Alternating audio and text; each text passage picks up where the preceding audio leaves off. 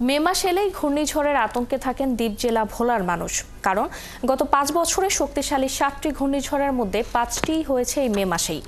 মাস প্রায় শেষ হয়ে আসলেও আতঙ্ক কাটেনি তাদের। তারা প্রস্তুতি নিয়ে রেখেছেন যে কোনো ঝড় বা জলোচ্ছ্বাস মোকাবেলার। কামরুল ইসলামের তথ্য ছবিতে প্রতিবেদন।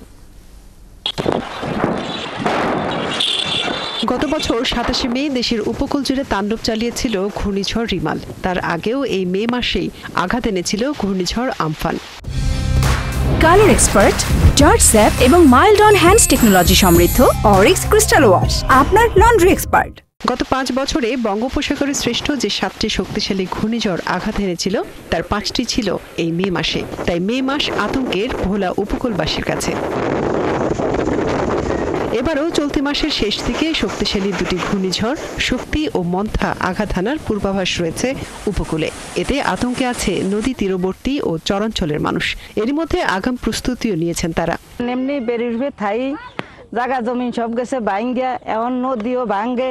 এখন আমরা যে থাও মামা কোনো অত সম্পদ কোনো কিছুই নেই আমাকে। তো ঘর দুয়ার ভাঙিয়েছে, আবার বলে তুফান একটা আইতে আছে, জ্বর আইতে আছে। আমরা তো না আতঙ্কে রেছি ডরে। জ্বর আসলে বাবা কই থাই কই যায়, কুড়ে পলাই কোনো নির্দিষ্ট নেই, কুড়ে পলাই কুড়ে চাওয়াই। গরু ছাগল ঘর বাড়ি লয়ে বড় বিপদে থাকি। সাইক্লোন সেন্টারে জায়গা পাই না, বড় কষ্ট হয়।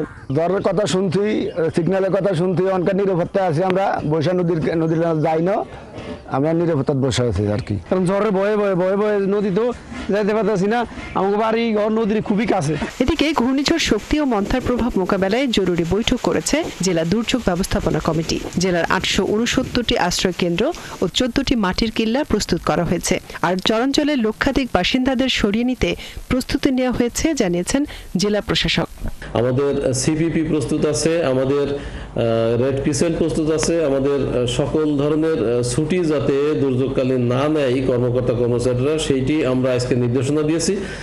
তাছাড়া আমাদের সকল জনসাধারণের প্রতি যেন তারা দুর্যোগ যদি হয়েই যায় তাহলে দ্রুততম সময় তাদেরকে আশ্রয় কেন্দ্রে নেওয়ার জন্য সকল প্রস্তুতি আমাদের রয়েছে। প্রশাসন জানিয়েছে ঘূর্ণিঝড় মোকাবেলায় 8টি কন্ট্রোল রুম ছাড়াও গঠন করা হয়েছে মেডিকেল টিম। আর প্রস্তুত রয়েছে প্রায় 14,000 স্বেচ্ছাসেবক। মনিরা কাজুরি, 71।